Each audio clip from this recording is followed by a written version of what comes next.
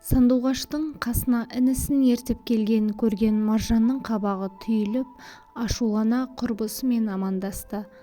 Түріне қарасаң, мынаны неге ертіп келдің деп айта алмай тұрған бірден аңғаруға болады.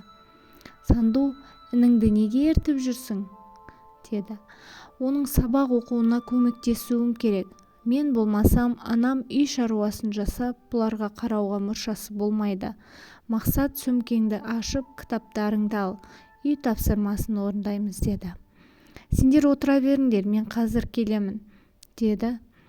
Сандуғаш анасының Маржанға сенбейтінін, сол себептен де інісін қосып жіберген Маржанға айтқан жоқ.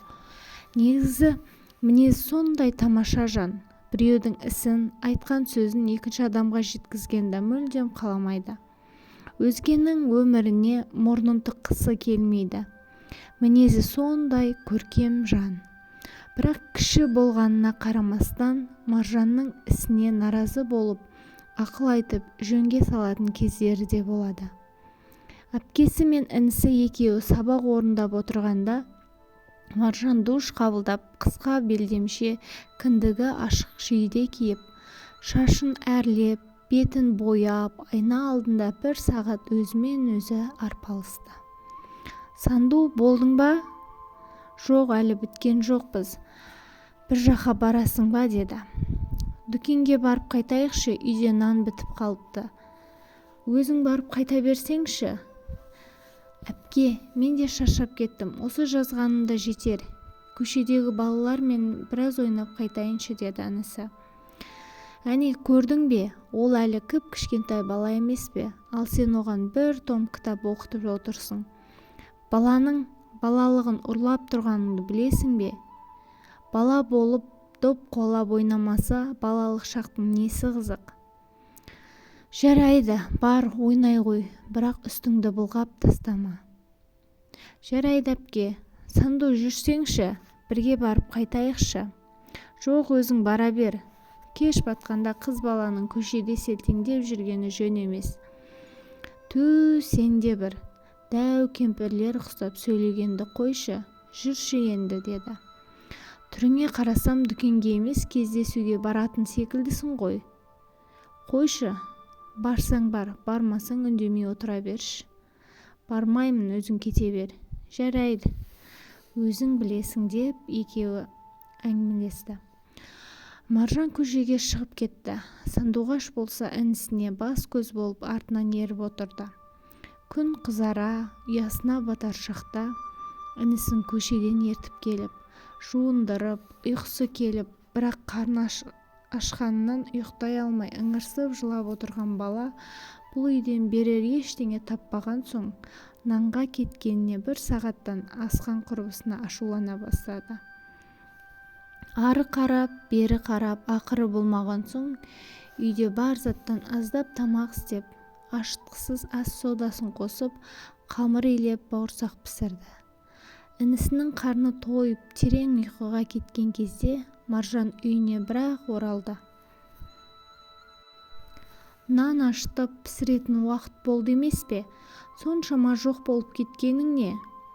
Кешкі уақыт болған соң көп дүкенде нан жоқ, әрең іздеп таптым. Сен не тамақ істедің бе?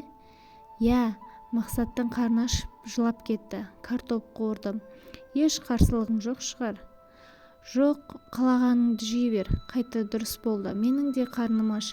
Қазір үйге бір-екі сыныптасым келеді. Ертең концерт береміз, соған биге дайындалуымыз керек. Келсе келе берсін. Оны неге маған айтып тұрсың? Бір сыныптас жігіт бар. Өте әдемі, мектепте жігіттердің алды. Барлық қыз соның артынан еріп жүреді.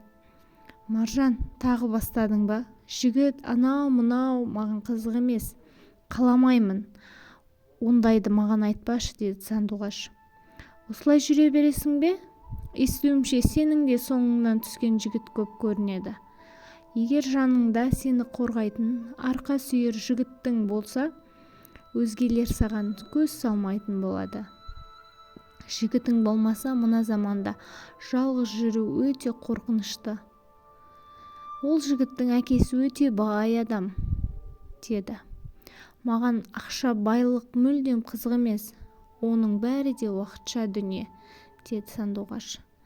Жаным, мен сені өз сіңлімдей көретінімді жақсы білесің. Сенің болашағың үшін қатты алаңдаймын. Сен өте аңғал, сөзге сенгіш, ақ көңіл жансың. Сені алдап біреу-міреу торына түсіріп абыройыңды ойрандай ма деп қорқамын. Ал мен адам ажырата аламын. Әсеттің өте адал, қыздарға қырындап, мазасын алмайтын, артық сөз, іс жасамайтын жігіт екеніне мен 100% кепілдік беремін. Маған жігітпен жүруге әлі ерте, қазір тек оқуға көңіл бөлуім керек. Мен дәл қазір жүр демедім ғой. Бірінші танысып көр, сосын жүре бересің. Маржан құрбысын үгіттеп көндіре алмай отырғанда ысқырып жігіттер келіп тұрғандарын белгілі берді.